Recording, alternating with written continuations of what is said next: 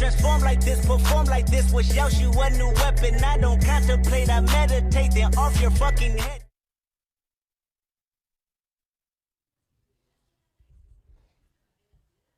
Yo, what's up, brother? What's happening, man? Hey, nothing much, man. Just another beautiful Saturday. Yes, we it out is. here. Just came from Chester Park. Yeah, how was it? Memorial Park, my bad. Memorial Park. Yeah, we was out there giving the Easter eggs to the kids, man. My bad. It was good. It's always good to have, one of the Easter egg hunts and do stuff for the community, man. It was all right. Definitely. Let's go ahead and open this up, man. My name is Malcolm Yates. And my name is Andrew Nelson. And, man, we are The Narrative. Thank you all for tuning in. Make sure you go to cmpradio.net. Please like, subscribe, share us, man. Tune in with us. We are live with you today because we are doing what we like to do. Yes, bring the product to the people. Right. You know what I'm saying? So while changing the narrative. While changing the narrative while doing it, man. So what's going on? What you got going on today, man? What's So going on in we your world? got a lot of stuff going on, man. A lot of stuff. But before we start, man, I want to publicly honor you for a job well done with the politics with a splash of color, man. Listen, if y'all tuned in and y'all don't know it, man, this brother as a connector, man, he put together a group of very influential people throughout the community, where we had the ability to be able to network and to build and to highlight this Renaissance art movement that we got going on in downtown Chester. And it was a great time, man. We had our congresswoman come out. We had representatives from local politics in Philadelphia, all throughout Delaware County.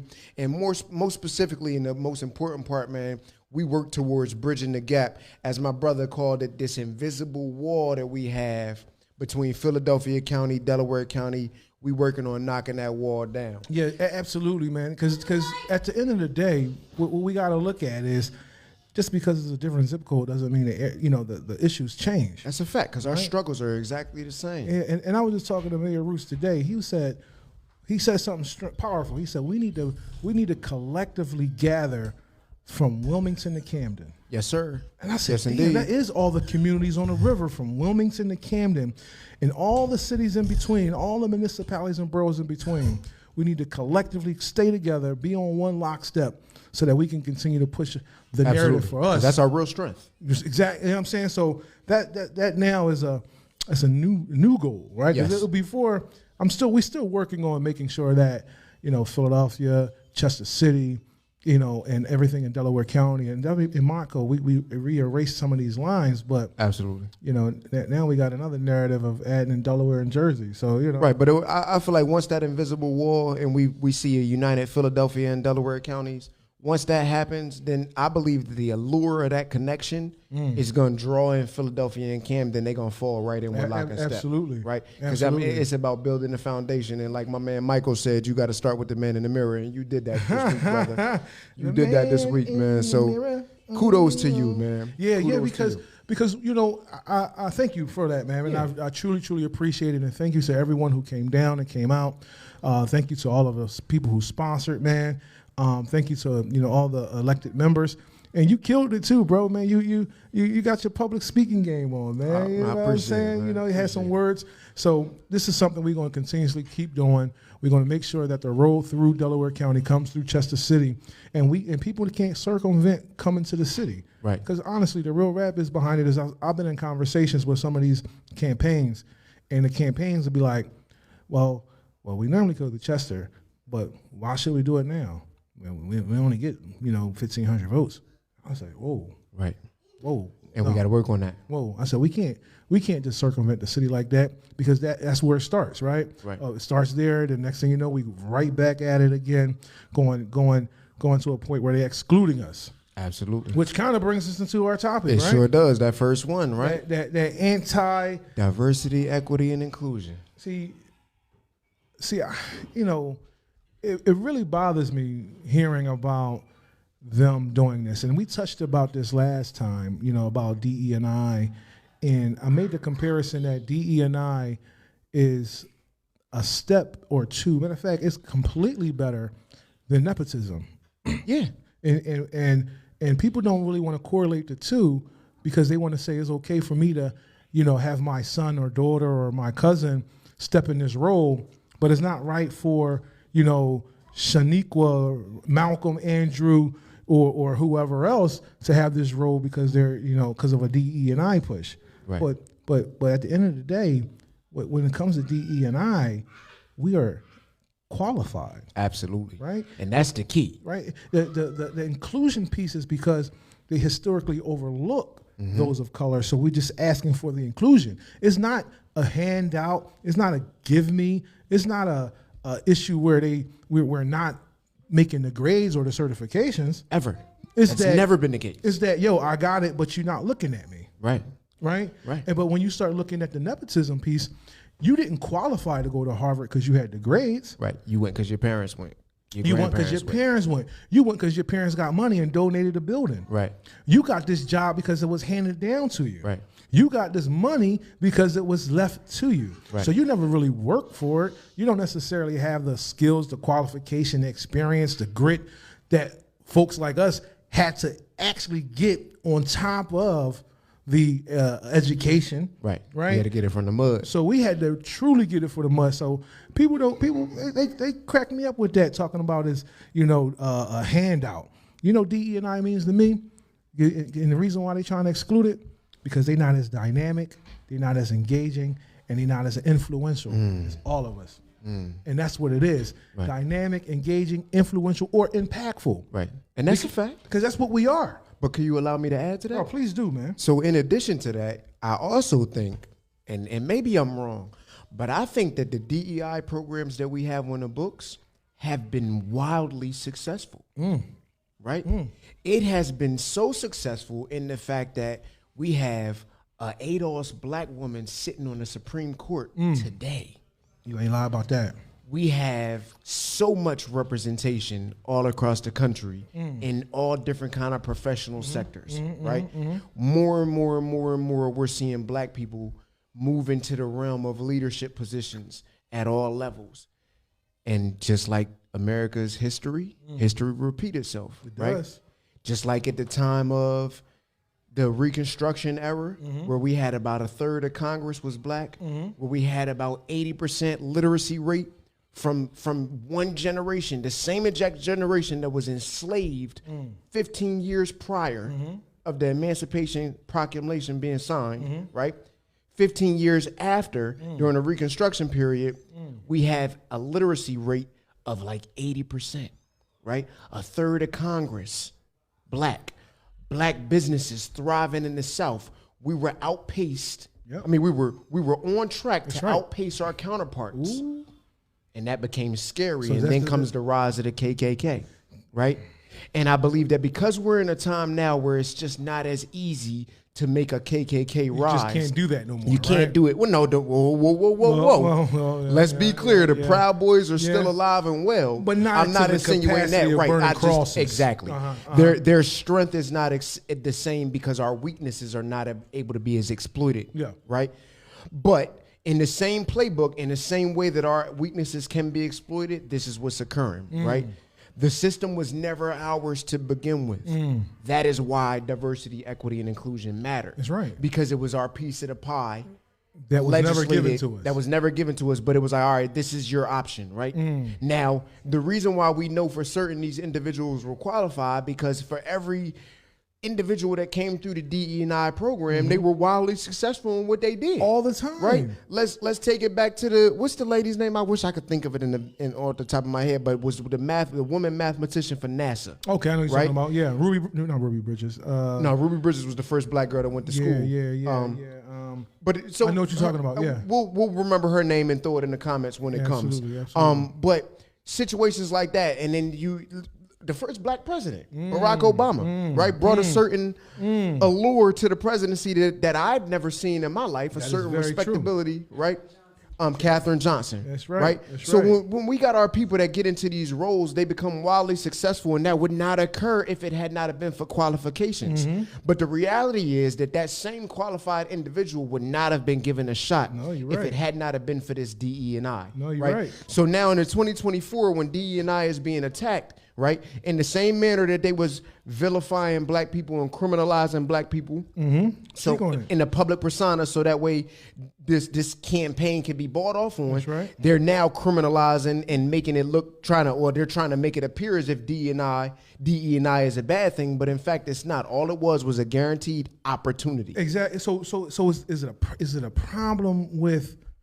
So what is the problem with giving everyone an equal opportunity to present? Because like we said, because they're not as dynamic, they're not as engaging or impactful. Right. And so if you know that, right, so if you understand that, and if everybody has an equal footing, then this concept of racism, right, because you want your race to be the dominant race, right, it can't grow. It can't flourish. Word. Right?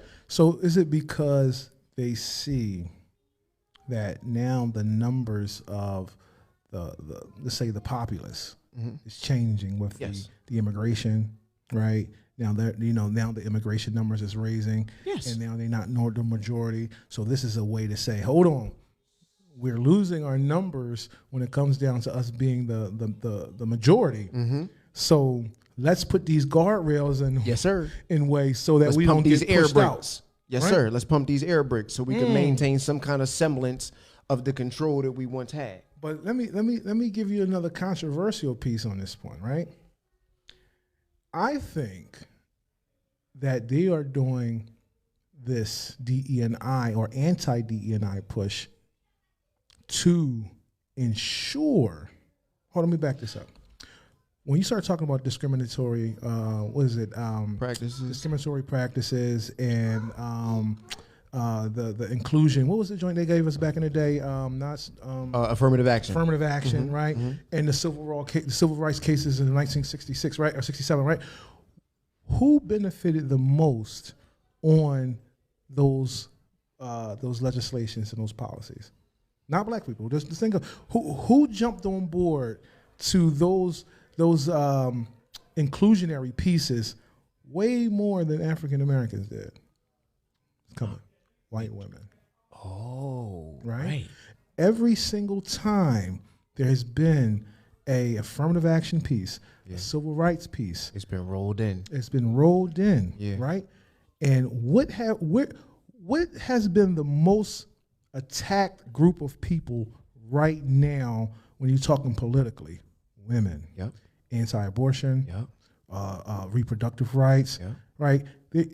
What is a woman, right? So the class of a woman has been attacked at every single facet of everything, right? Well, and man, that one went over my head a second. What is a woman? So now, if I know that women or white women has been the beneficiary to all these segregation or anti-discriminatory acts. How do I get them back in the kitchen? Wow. Right? So it's a twofold attack. Because guess what? Sarah, Janie, James, all of them are now what? CEOs equal to their husbands, right? And a lot of these traditional guys, they don't like it. No, that's a fact. Right? That's a fact. So how do I stop this? Right. So I what I'm hearing you say, and I think you're right. What I'm hearing you say is basically the DEI attack is not just an attack on black people, but it's an attack on women. On women as well. And maybe, just maybe, that's why it's getting the traction that it's getting now today. That's right. And I think you might be right, That's bro. right, because they don't want it. They don't want that equality piece, right? They don't want it to be. And so if women has been a beneficiary of all these rights, right, and specifically when all these civil rights rules and things were specifically for people of color, but white women came and jumped the line. Yep. How do we stop them from doing that again? Right. Right. So I think that is a secret piece to these anti-DE&I pieces. And although racism is a number one topic for me, but I think there's a lot of layers to it because they think 2-3 steps ahead. That's a fact. You know what I'm saying? And while we waving the racism flag, one of the things that we're not really paying attention to is that our women is continuously being under the attack. They're under attack at every turn, every single turn, to the mere fabric of who they are as a definition. Right, which is horrible. It's crazy. Horrible, because why are we in a place when we allegedly, have the highest access to information, but still can't have a definition? Well, not even that we can't have a definition. The fact that we're disputing definitions that are based on biology is beyond me. Because guess what? We never had a conversation about about the definition of a man. We sure haven't. That's never a question. To this, you know what I'm saying? To this day. Right. I agree with you. I agree with you 100%. So we have to, one, be very vigilant. Yes. And we gotta be aware of the game, because this is a game, bro. It is. It's all a game. You know what I'm saying? And us as a unit, we have to be collective together, because they're strategizing, man. They're the evil geniuses, man. They're trying to cook something up where it's going to continuously divide us as a people, continuously divide us as a culture and as a community. Yeah, you know what I mean. So we just got to be we got to, the narrative behind it is, you got to be wise, man. You got to be watch wise. It. That's right. You know what I mean. So, and be careful what you support. Yeah. Right. Yeah. Because it might be real easy to take this for surface level and say, like, oh yeah, we've reached a point in time where we don't need these programs anymore because people are just going to intuitively do the right thing. Yeah. But history shows us that is not the case. That's never really the case. It's never been the case. You're right, because I kind of thought that way too. Like, well, it's not really need for none of these, rules or affirmative action, because everyone now is no longer those people from the 60s, and we have a new way of life, and we educated, we understand how to do it. But there's still a gender wage gap, and there's still a race wage gap. Yeah. So at the end of the day, when the smoke clears, right, what really has changed besides public sentiment? And then has that changed? Because I've watched interviews that took place in the 60s where people had the same public sentiment. That's right. That by and large, the average person was good, and there's only a few people that are horrible. And this was the time when Bull Connor was spraying mugs with fire hoses, right? And they thought then that we were no longer in a place where racism mattered and where diversity, equity. So I don't even know that anything has changed, except for now we have a generation of people who have no clue of their history, and more specifically, no desire to go and learn it, so they'll believe anything they sold. Because how many people do you know don't read the news, just the headlines? A lot. You're right. And Roland Martin had touched on that, and he was saying, like, yo, and it reminded me of one of our earlier episodes. It says, do you just repost, or do you actually, do the research? Right.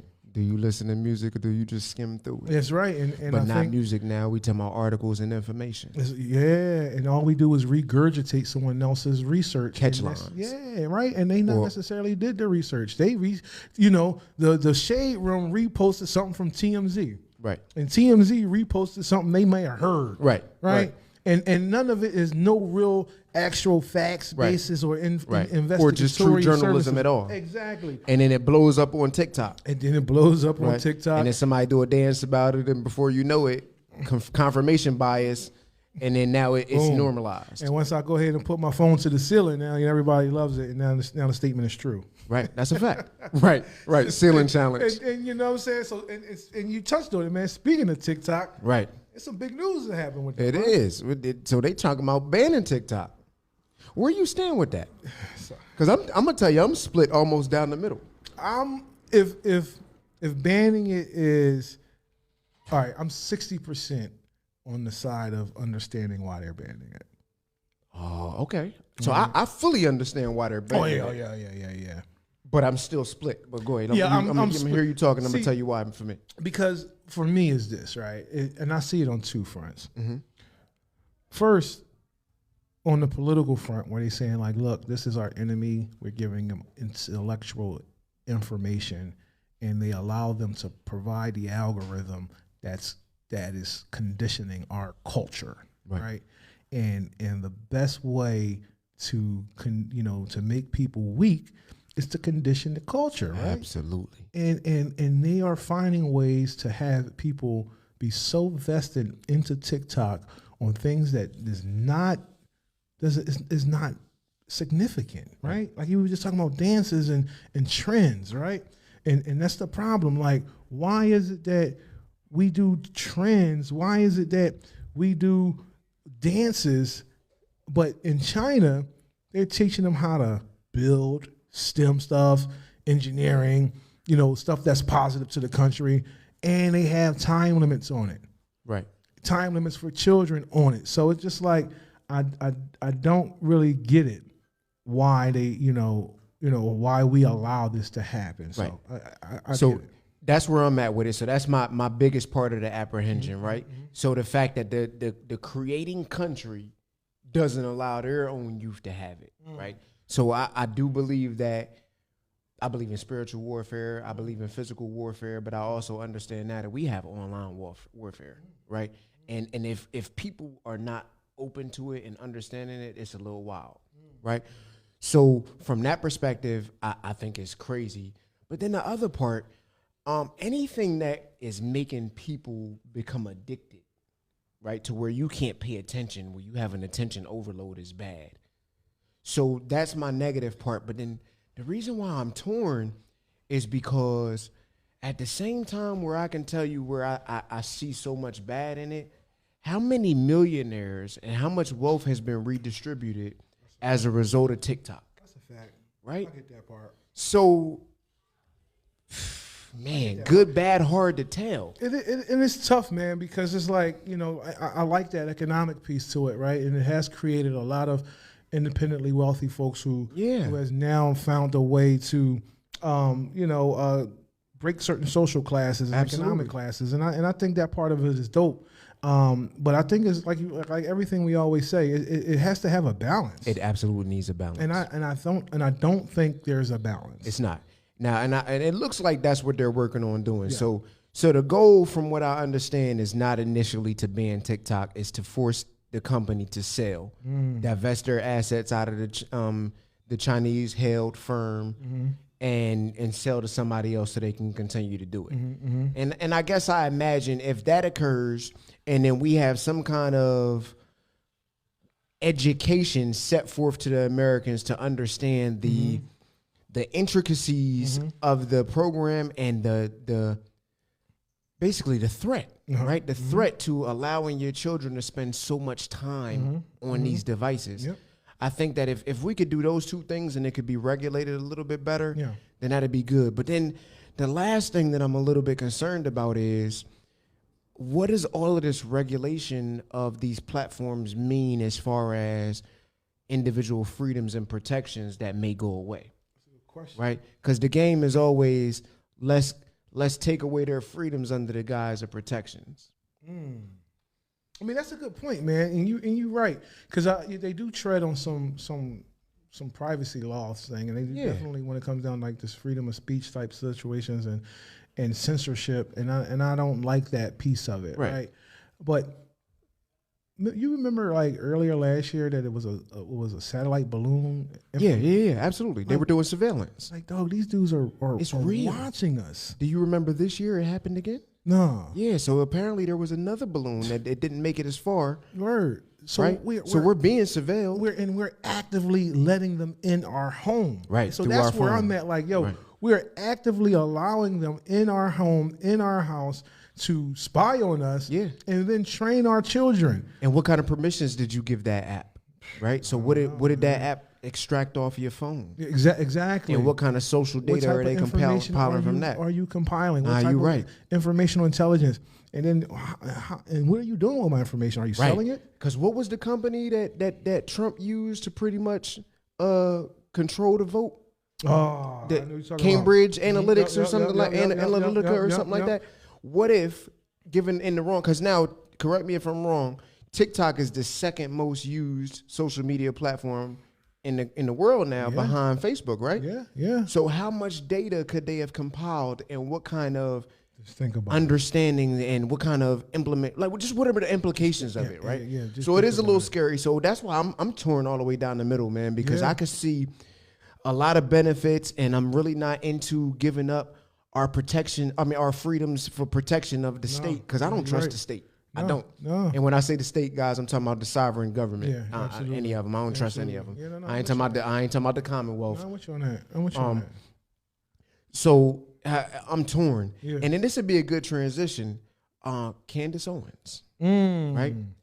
And so I want to discuss that interview, but before we dive into all of the parts of the interview, I want to talk about how towards the end of the interview, she informed me of something that I didn't know. Okay, what's that? Did you know the Pentagon has a budget for the film industry? No, see, that's something I listened to, and I said, great googly movie. What? And I looked it up, and it's true, bro.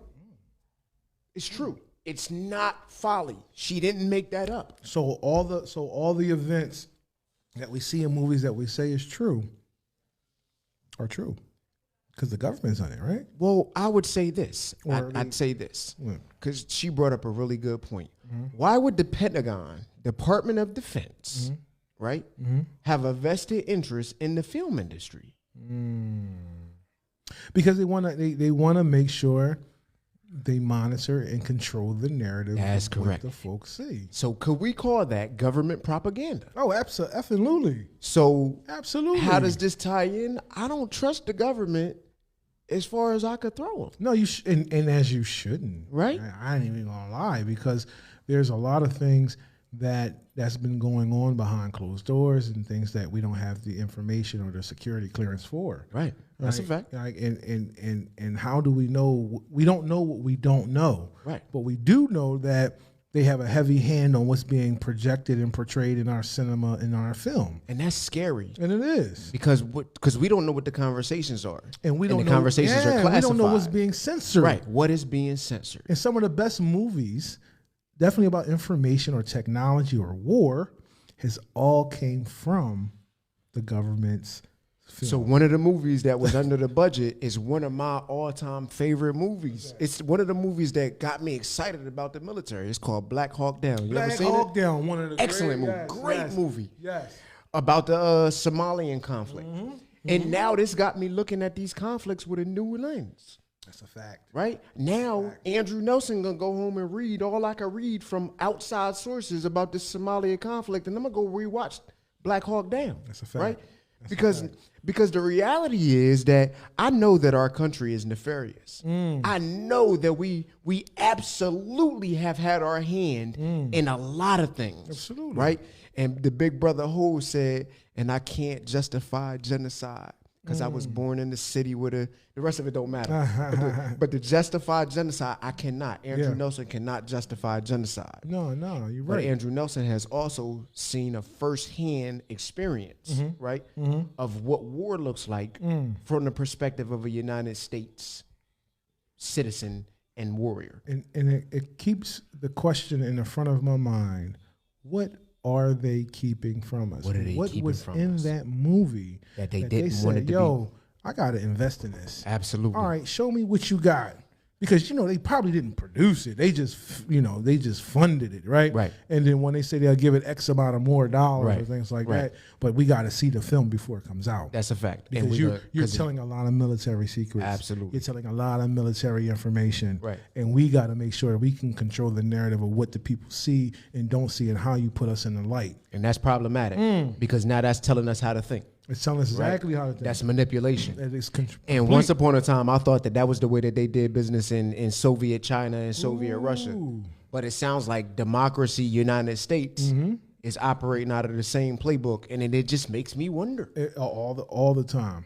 It makes all me the wonder. time. It makes me completely just like, why are you doing that? Yeah. I mean, I know why, but like, why? Like, Why? you know what I'm saying? I need to know what's behind it. You know what I'm saying? So, man, it is scary that And it's the dangerous. government is into, but I think every country does that too. I mean, for sure, every country does it, but then it begs the question: what's free? Because we're supposed to be the beacon of light in the world, right? The whole point of this The North country Star. was supposed to be so that way regular everyday people could live and operate free without the fear of government tyranny. No, you're right. But if the government is controlling what I see, then are we really free from government tyranny? No. Bars. You trying to go some bars on there, right? I'm saying was free. Yeah. So, what you think about the sister Candace Owens? Did you catch her interview on the Breakfast Club? I did. It was chock full of stuff. She comes with she's very, very intelligent. She is at a very young age, right? Yep. Didn't realize she was that young. Yeah, 32. Yeah, man. Like, what the hell? Make me feel like, what the F am I doing? But then secondly, my radar comes up on her just a little bit. I mean, for sure. Right? Because when they say God is good, she didn't know all the time. So, but she's not wrong at all. She's not wrong in a lot of things that she says. Right. But see, my conspiracy radar goes off a little bit because I'm trying to look at things from the 30,000 foot viewpoint. Yeah. And I'm trying to figure out why now. Why now? In the middle of, or in the midst of the height of the misinformation atmosphere that we're living in, right? Mm-hmm. If we're living in this place of misinformation, who else can we use to provide and control a narrative that we would like to have for black folks? Right. Right. So is she? I don't know if she's being used to steer or guide us to a different way of thinking. Yeah. Because all of a sudden now she's on, black media. Where did that come from? Right. No. For sure, that was a shock. And I'm like, oh, so now all of a sudden, so at one hand I'm thinking like, all right, welcome home. Mm-hmm. But then the second thing is, hold on, why are you home? Right. And what's going on? Right. Like, who sent you? Who sent you? And that's my whole thing with her. Who sent you? Is this real or somebody sent you? And in my gut feels like somebody sent her. All right. So let's hold that and run with it, mm-hmm. right? Mm-hmm. So assuming that you're right and somebody did send her, mm-hmm. right? I want to tear apart the meat and potatoes of what she's talking about. Okay, let's do that. Right. She cleared the air on a lot of things. Mm-hmm. So we do understand that she did not grow up like us. Not at all. Not from the same area. She is not at all the same type of individual that we are. Mm-hmm. But she does appear to have a genuine care for the black community. I agree with that. No, I agree with that. It's just the way that, she's like how the girls think about Kevin Samuels. Her delivery is terrible. Her delivery is pretty bad. Mm-hmm. But again, so the reason why I wanted to highlight that she didn't grow up like us, because of that reason, right? I believe that a lot of her delivery could be contributed to her background. Right? Absolutely. So she grew up very, let's call it diversified, mm-hmm. right? You grew up in West Philadelphia. Mm-hmm. I grew up in Chester. Mm-hmm. Very, very similar demographics as far as the community are concerned, absolutely. Right? Absolutely. So I could say that you and I grew up the same way. Absolutely. Right? I would also say that she did not. Like, again, I want to double down on that. I can agree with that. No, I disagree with that. So I think that can attribute to a lot of her delivery, but where she cleared stuff up, she spoke very reverently about Kanye, mm-hmm. right? Mm-hmm. And how she brought up a point where it's like, all right, like he was going through a lot of stuff and she decided to remain quiet and not respond to the stuff mm-hmm. that was going on because she didn't want to add to the avalanche. Mm-hmm. Mm-hmm. She talked about how she has a genuine distrust for the media, and that to me was about 60% of the whole interview. She tore down the media, left, right, up, and down, highlighting agendas, right? Yeah. So I would say that if the goal was for whoever it was that sent her, if they sent her to attack trust in the black community for the media, then we got to say that if this is our enemy, then that enemy of an enemy is our friend, right? True. Because that's a check mark. True. She spoke about the narrative that we always talk about the feminization of black men. And it's like, why is it occurring at such a rate? And she said, this sister said, and I quote, she said, it does something in my spirit every time when I see it, and it pisses me off. Absolutely. And the brother Charlemagne was like, well, some people were like, if you really feel this way about black men, then why didn't you marry one? And she said, whether I marry one or not, my father is one. My grandfather is one. And her son, right? Her kids are black. Even though they by a white man, her children, the world will see her children as black people. As black. Right? So I think that in of itself shows enough to where she has a vested interest. And if my thought process was who sent you, if I look at the meat and potatoes, if the person that sent her was anti-black, they bought the wrong person. Because that interview did not destroy or divide. But the thing is, in order for any type of espionage, right? Oh, so we talking about Trojan horse. Okay. That's where I'm at with it, right? Because her ideology, most black folk are very conservative, right? Yes. Like we are. We're just inherently conservative, right? So a lot of the viewpoints that she has is just indoctrinated, and like not indoctrinated, it's just naturally. It comes very naturally. It's us. So I agree with a lot of the things, and then also I also feel like she's bought in because there are a lot of people like you and I who are centrists, who are individuals who don't necessarily subscribe to one side or the other, but what is right. Right. And now she's speaking our language, right? She is. And maybe those who may not be as politically inept, and maybe that's not as advanced politically like you and I are, to say, okay, we see you, we hear you, but we're gonna keep you right here for the time being. Now those folks that may not be there, but still in the middle and have their own ideology, might be like, oh, we got one, right? Now she can take those people who are on the fence and continuously start to move them. No, you're right, because she's still standing 10 toes down behind Trump. 10 toes. And she said it. 10 toes. And that's the thing. Like, so I'm not 10 toes down for Trump or Biden. And that's the point where I'm like, And I've always been, and I ain't gonna lie, I've been a fan of hers. Because I respect a lot of the things that she say and the way that she says it, and how eloquently she says it, and how she never allows anyone to get her off her square and off her pivot. I've never seen her lose her cool. Right. And she's very polished, and I admire that, right? But I always kind of look at her like, okay, what's next? The other shoe got to drop. I look at her kind of like the same way, and I'm not trying to compare the two, but same thing like I look at Tim Scott. The same way I look at any real. Have you ever noticed like some Republican, or let's say some black conservatives, they fit the mold up until a certain point? Yeah, I have noticed that. And it's like you about 8 out of 10. Yeah. But those two pieces are so glaring. Right. That it's hard. It's hard to ignore. It's hard to ignore. Like, man, it's hard to adopt. Man. It's hard to say, damn, you know what? I can get with you. Yeah. Because a lot of times I'll be sitting there thinking like, all right, I hear you. Something ain't right. No, you're right. And so that's where I'm at with it. Like, it's just sometimes it ain't right, and something ain't cooking yet. And I'm waiting for the other shoe to drop, because it feels like there's some type of hidden agenda sometimes with some folks, and with her automatically getting canceled off of her normal platform, and then now coming back home, right? It's like, all right, we always prepare ourselves for folks like that. They say you know, when you make it and you succeed and you forget about your peoples, and so you go over the other side and you think you one of them, and then next thing you know, they tell you that you ain't, and then you're back home and now you have to regroup. Okay, but I don't see that part. Right. I don't see that part I'm at all. I'm not black, I'm OJ. Yeah. Okay. Right. But I don't see that part. I see in her, you know, Joe Madison said that's your third ear.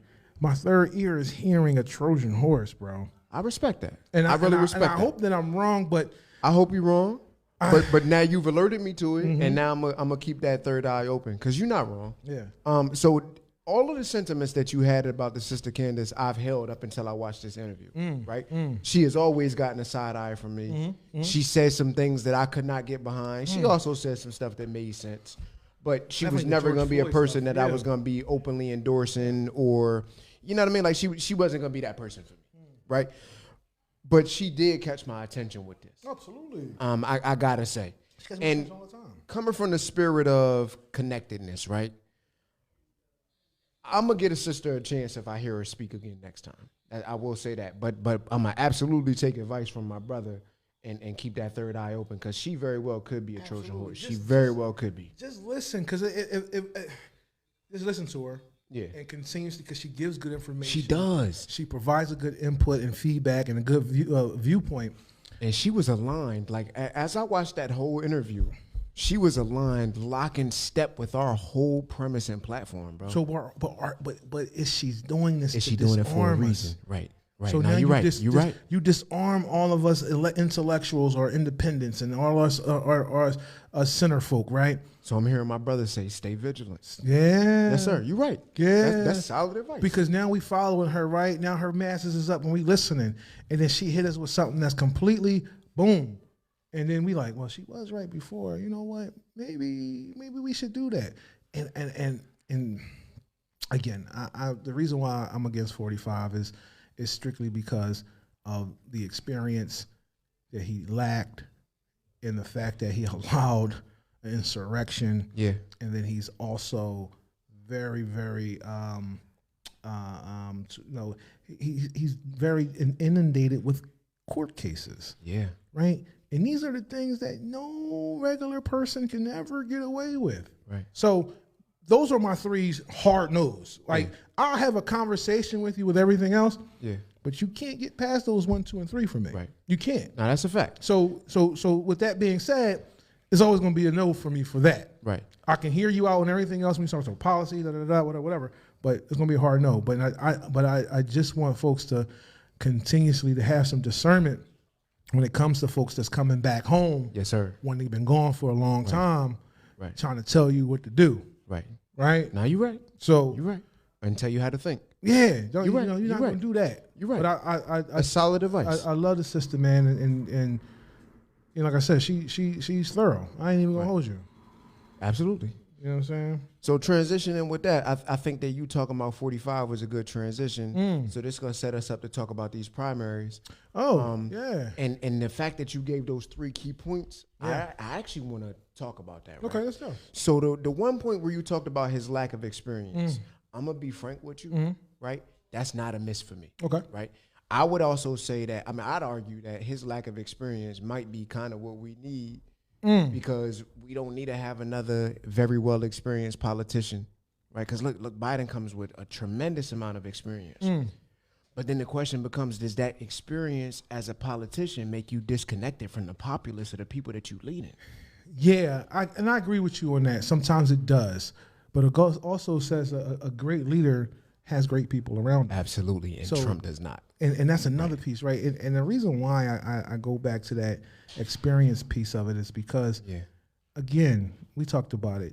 In any other facet, in any other profession, you can't just jump in and play against Michael Jordan. No, you're right. You just can't jump in and swing against, an MLB, Griffey, right? Yeah, you know what I'm saying? Yeah. No, you're right. Touche. So with that being said, I don't need you to have Biden experience, but I need you to at least been a dog catcher. I need you to at least been a school district been in the board. game a little bit. I need you to at least led a community organization. I need to at least saw you out here doing some grassroots stuff. Or how about this? Or a committee member. Or running a successful business. Word. So you get off the couch and say, yo, I'm better than LeBron. Right. And because I got the privilege, I'm about to go to the NBA Finals and play him. Right. That's what didn't sit right with me with him. That's right? the thing. I agree with that. I like the fact that he's not a politician.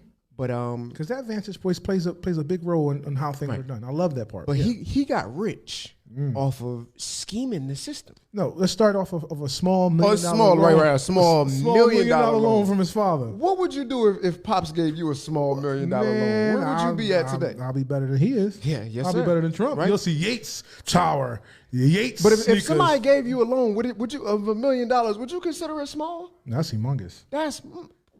But when you come from money, it also comes from your privilege, your that's viewpoint. Correct. $1 million to him is $100 to us. Right. That's a fact. I never really had much. You had $1 million interest-free loan? Right. So that's a hell of a catapult. But you took that $1 million, right, and you grew it through scheming. Like, what is the fruit of his successful business, right? The Trump Towers, not a success, right? The Trump name is his biggest success. He's a marketer, right? He is a hell of a marketer. Gosh, but outside of that, all of his businesses, he be filing for bankrupts. He got lawsuits out here.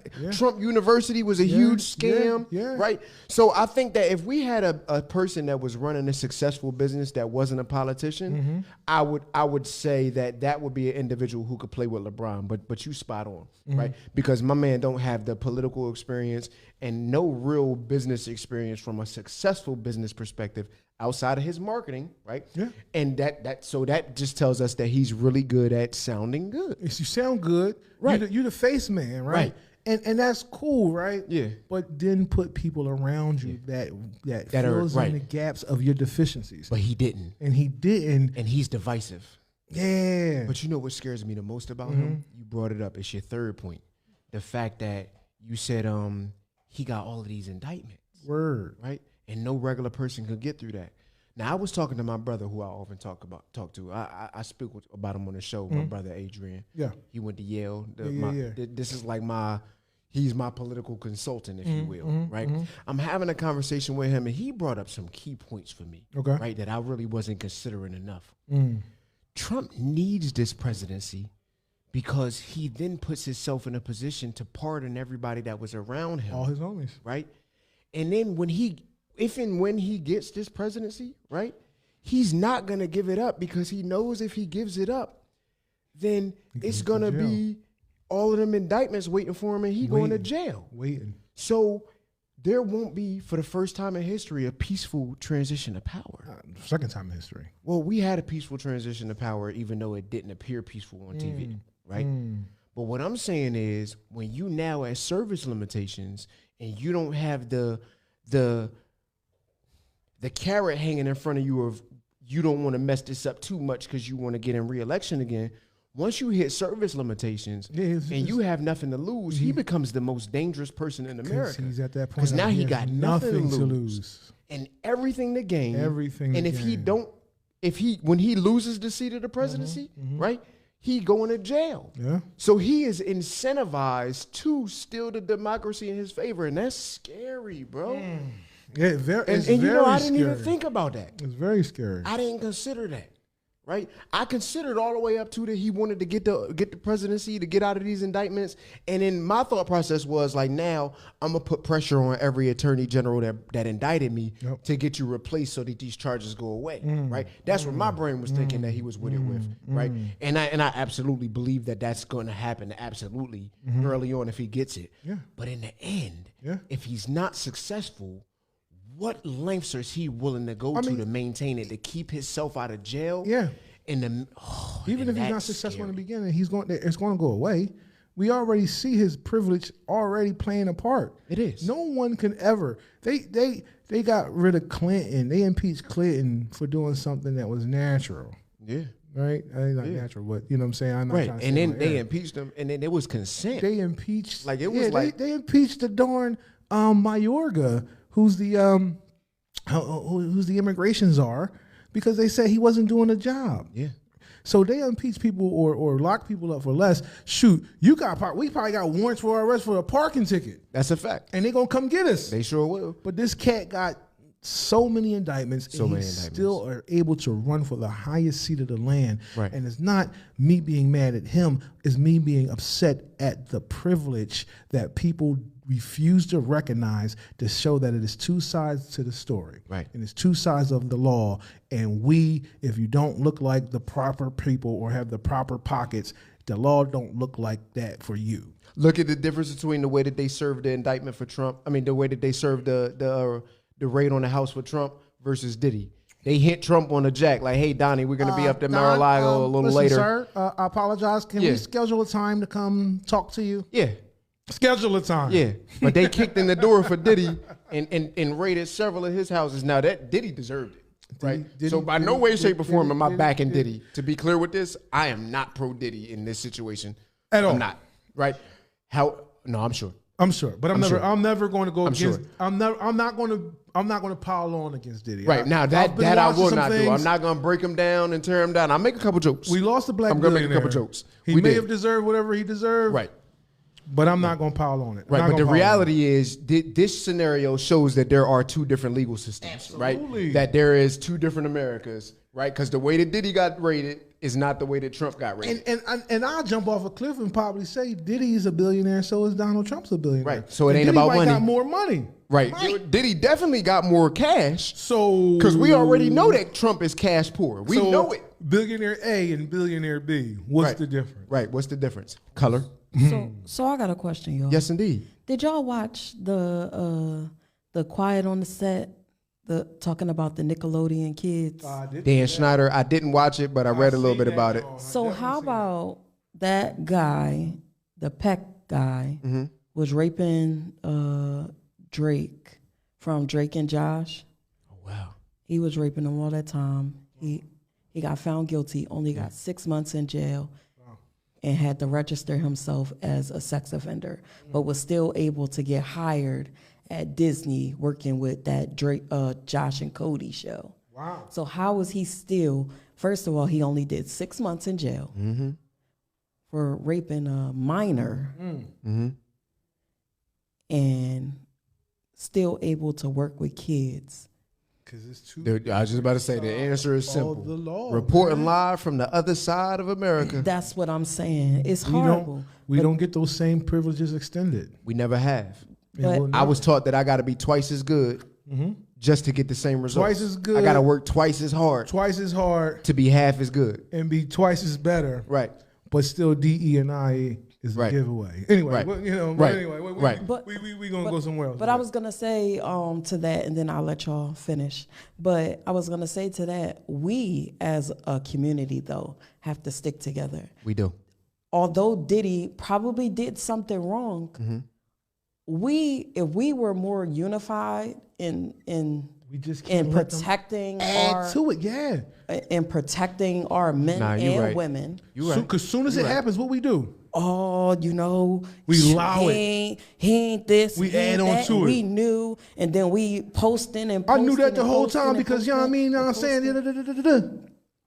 Nah, you right. That's why they do that to us. I feel guilty now. That's why they do that to us. Because I definitely was making jokes. Yeah, no, we all did. We did in the very beginning. But you know what it is that we started to realize, like we sit back and you start to see how the berating is going to happen, right? And even in times of failure, and when we all, everybody has a mistake, right? And his mistake's been going on. I'm not, please say I'm not taking defense of what this guy has done. Like, he's whatever he has done that they approve is horrific. And until we find out for sure what he's done and what he's been charged with, I'm just going to stand on the fence and say, I ain't going to add more to you, bro. But, I'm not condoning it, but I'm just going to say, all right, we're going to wait and see. No, that's fair. That's fair. That's fair and that's true. You're absolutely right. We're going to wait and see. Innocent until proven guilty. Yeah. Nah, you're right. And we automatically already done set it up. Because you're right. Because I literally just said it like as if I was there and knew it. Because we did the same to Cosby. Right? I mean, I rock with Cosby until the end of the court case. Yeah. I actually once I realized that there was a lot of things going on where Cosby actually admitted to having this stuff, I actually felt like a fool for rocking with him. But I rocked with the Cos all the way through. But women already knew though. They did, yeah. And that's the part. How you grown until you don't want to be? Right. How you grown until you don't want to be? That's the problem that I have. You can't say I'm grown, but then when it says, all right, here's some of the categories of being grown, but I wasn't grown then. Right. I went to the Cosby house, and we were sitting there drinking and eating pudding pops, and then I fell asleep, woke up with no drawers on. Sorry. Right. She got her earphones on. You good? But for me, it's like. But here's the point. Going to his house no, but all right, cool. That happened to you. Sorry. All right, bet. Let's figure out. Let's get him again. Oh, come to find out, you went back again. Right. So now. Right. I can't get mad at you. Now number one is gone because you went back for 2, 3, and 4. Because that's consent. So you're right. You like waking up disheveled for whatever reason. But again, R. Kelly. But bringing it back. Go ahead. R. Kelly. R. Kelly. Yeah, same deal. You right. Same thing. Right. Why aren't the parents just as held accountable? They should be locked up. Guilty as he is. I agree. Should be locked y'all up. knew because all of them knew y'all it. Kids there because R. Kelly R. Kelly was getting the business in the media when I was 6 and 7 years old, when Booker T was still in the red brick LV with Aaliyah. Nah, before then, before he pissed on a girl, long before he pissed on a girl, I'm talking about back to 12 play, right? I'm talking about way back when. We talking about 92 now, when we was all young boys, right? Everybody knew then that R. Kelly was a pedophile, right? Yeah. I remember, like I'm telling you, I remember walking to school, me and my homies walking to school from Flower Manor, going to Booker T, right? Talking about R. Kelly, and I remember saying then, like, yo, like she like not too much older than us, and he a grown man. I didn't even know you could get married as a kid. I remember having these conversations. So America has always known about R. Kelly's indiscretions, right?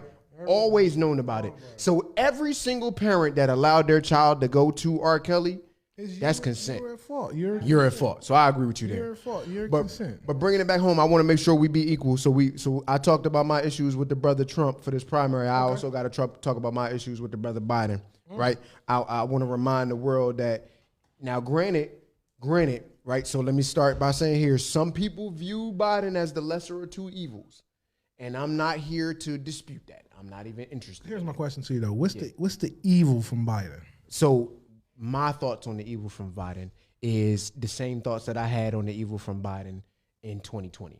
Right? He was one of the top signers of the 94 crime bill. That's a fact. Right? He is the reason why my uncles, my father, my cousins, right, all got locked up and did time for $20 sales. That's a fact. Right? The same amount of crack that you held in weight, you could have held 10 times the amount of it in cocaine and went home to your family that day. Right? Yeah.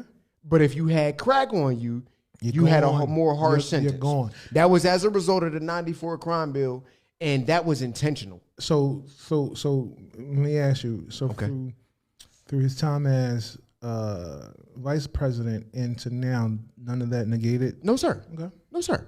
No, because why do you get a pass? Right? No, it's not a pass. Yeah. But, I mean, that's what I'm saying, negate it. But what I mean is, let's talk about this. Did he amend? As the vice president and as the president, what steps did he take to amend? And when I say that, I mean, did you heal the black community in any kind of way?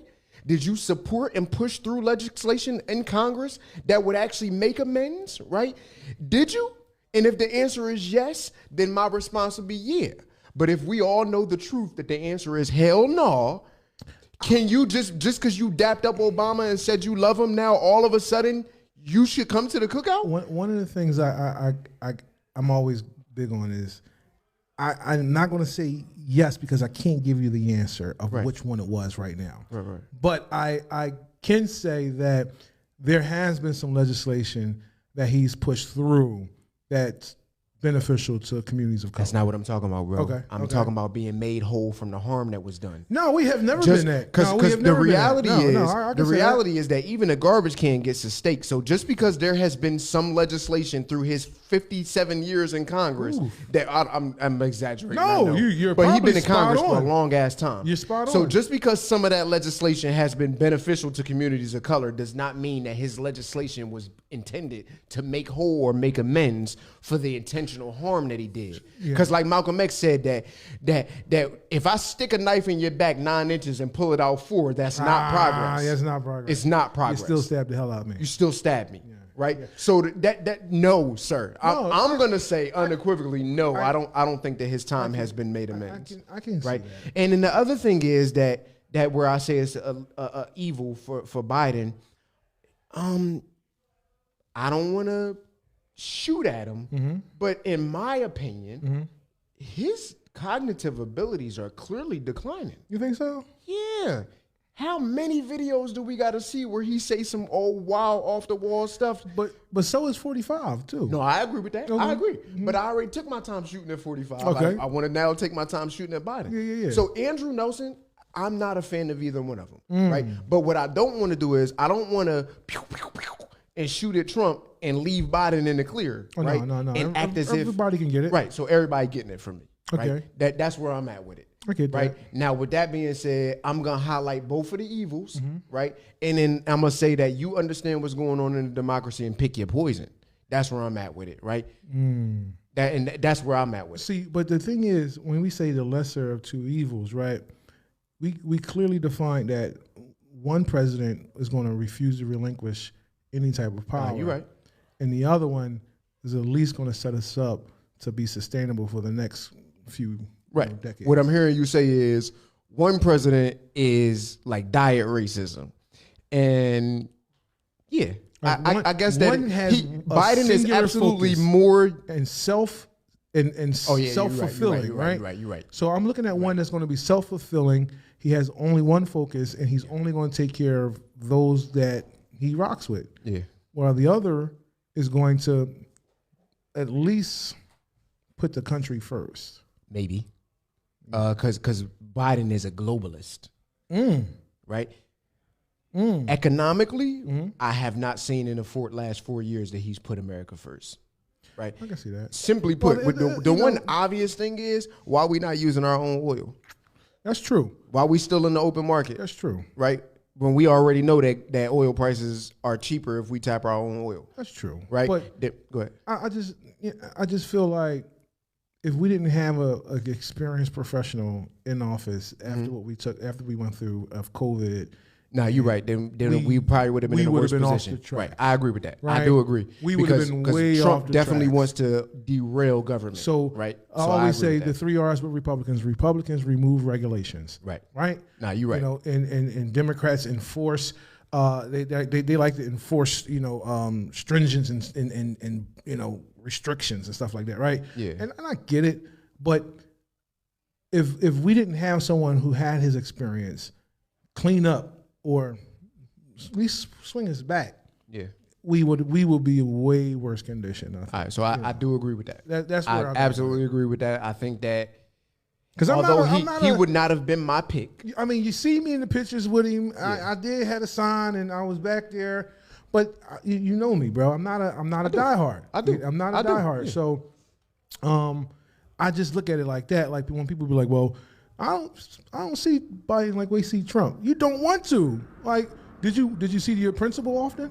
And if you did see your principal, why? Right. If you saw your principal every day, that means you's in trouble. Right. Or the school's in trouble. Right. Right. Or he not working. Or he ain't working. Right. Because the principal should be leading, so why making would I want to see my principal every day on TV? For what? Ain't you supposed to be working, my dude? Right. Right. All right. So but that goes back to Trump's excellence in marketing. Excellent. He understands that if I see you every day, if you see me every day, I'm in your face every day, I'm down your throat every day, pause. He did make watching the news interesting. He did. Right. He made watching TV, CNN, MSNBC every day. Yeah. But it was tiresome too, bro. It was definitely. I definitely got to the point where if I saw him on there, I closed it out. Right. Oh, man, again. So you know, it's. I feel you though. It's the lesser two evils. But here's the thing. You know, our primaries is coming up to close that piece of it. Primaries coming up April 23rd. It's Tuesday. We got some choices to make here in Delaware County. Yeah, we do. We definitely have choices to make here in the 159th. Yep. We have a district attorney race that we have to make a decision on. Yep. Attorney general's race. I apologize for the state. Right. We got 6 candidates, and we got to make sure we make the right pick. And out of the 6 candidates, we got the potential where we could see a black woman attorney general. We got the potential to see a first black woman attorney general. Right. And that's big in the Commonwealth. That's humongous. That's humongous. That's huge. And she's It's not that she's black, it's she's qualified too. Right. So qualified, not just given by DE&I. Exactly. Right. Exactly. Right. How about that? So we got some choices to make. Just like it's going to be some choices coming up when it comes down to who going to have the best diss record. Yes, indeed. Best 16 bars. So where you at with this Kendrick thing? Right? Because I've been hearing mixed reviews. So I'm a Kendrick fan, and I think that he's still delivered on lyricists. Me too. To me, Kendrick is the reincarnated Nas. Like it's not. I'm just talking about how these three are structured. Like no, you right. Jay-Z and Nas. Like Jay-Z may be Drake, right? Yeah. As far as popularity, all that stuff. Yeah. Kendrick is like Nas to me. Yeah. And I am excited because we finally get competition. Yes. Right? Yes. These y'all new age cats, man. Y'all young boys. I get, we are the world, we are the children, let's do it all together. Right. But competition breeds excellence, brother. Exactly. And we live in a competitive battlefield. Right. And it's only a long amount of time where you can continue to be LeBron with Dwayne Wade and Chris Bosh, bro. Right. It's only a matter of time before I'm going to say, yo, it's my team. Right, right. Give me the ball. And I like the fact that that's what K-Dot said. Yo, right? For real. I also like the fact that his lyrics are very well crafted, man. The level of lyricism. Yes. I had to rewind it was poetry. it 3 times to even catch some of the double, triple entendres. Like when just a couple goofies with a check. Most people didn't even realize that was about Drake. Drake got a Nike deal.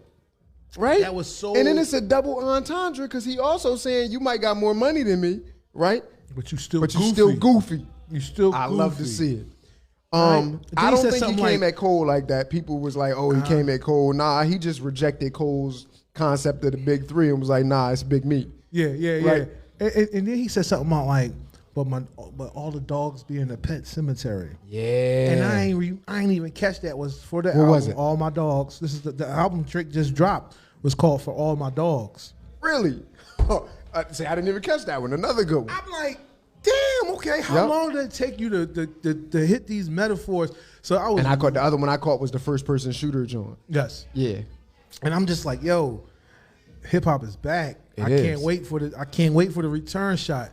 I'm here for the Ether takeover 2024, bro. I'm here for it. Like I'm here for the hip hop Tupac Biggie. Me too. Without the foolishness. Without the foolishness. And I think that's what we're gonna see. Because I think Cole right now crafting his lines, and I think Drake when he wipe his tears, I think he gonna put something together too. I've been hearing some little some snippets that people been recording, and it sounds all right, but I ain't gonna listen to it till it drop. Right, that's a fact. But I want to say this though. So now that I told you how I feel about Kendrick, I gotta say that the delivery on this, it was mid for me. Ooh, really? Yeah. Okay. It wasn't until I actually went back and read it. I had to read it, right? Okay. So you probably consume the same way. Like when I gotta hear it, I listen to how it sounds on the track, bob in my head and everything, right? And just off of my ears alone from the first listen, it was mid. Ooh. It was mid. I can see But when that. I went and looked at it and I read it and I looked at how well crafted them bars was, his stock went up to me like the S&P 500. Absolutely. Right? Absolutely. But it wasn't until I read it. But you know, sometimes the first shot is not always that one. No, that's right? a fact. That's a fact. But I know Kendrick's delivery can be chilling, right? Where my hair can stand up. Absolutely. But that's why I'm saying it was me, because I'm like, you didn't excite me when I heard it. As a matter of fact, I had to go listen to the lyrics because I was like, nah, maybe I'm missing it from hearing it. Yeah. Because I'm like, because I hold K-Dot in the highest. Oh, esteem, absolutely. right? Absolutely. So he definitely delivered, right? But I didn't see how well he delivered until I read it. I think for me, it was the more of the shock and reactionary piece of it, where he said, "F the big 3." It's me. That took me to a place of when I heard Ask Nas, did he don't want it with Hove? No. And he said Nas' name. I said, so you put his my name mouth on the song. Dropped when he said that, like, Ask Nas, he don't want it with Hove. He was like, forget all these subliminals and these joints that we doing. Ask Nas.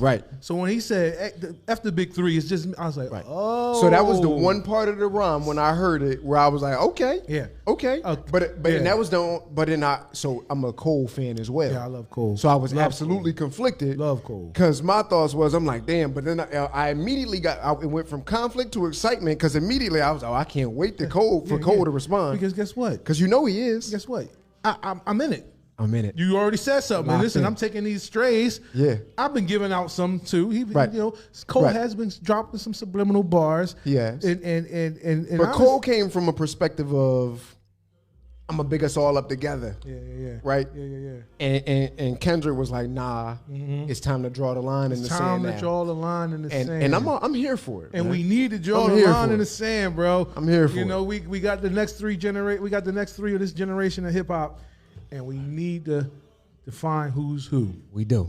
We can't wait. Listen, this is a generation of all participation trophy winners. Yes, sir. And that's what happens. And now everybody want to be collective. Yep. You know, let's do it together. I'm cool with that, but nah, I'm coming from the part. There's a first, there's a second, and there's a third. Yes, sir. We all can't be winners. We can't be. Somebody got to lose. We can't be winners. So I'm here for it. Not all of us, anyway.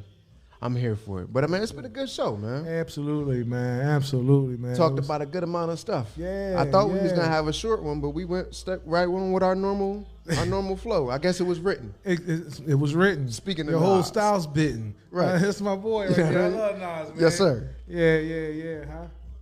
Yeah, So- but yeah, let's go ahead and finish one this Going one to up, man. I'm Andrew Nelson, Man, I'm Malcolm Yates. and we're The Narrative. Yes, sir. Thank you, guys. Yes, sir.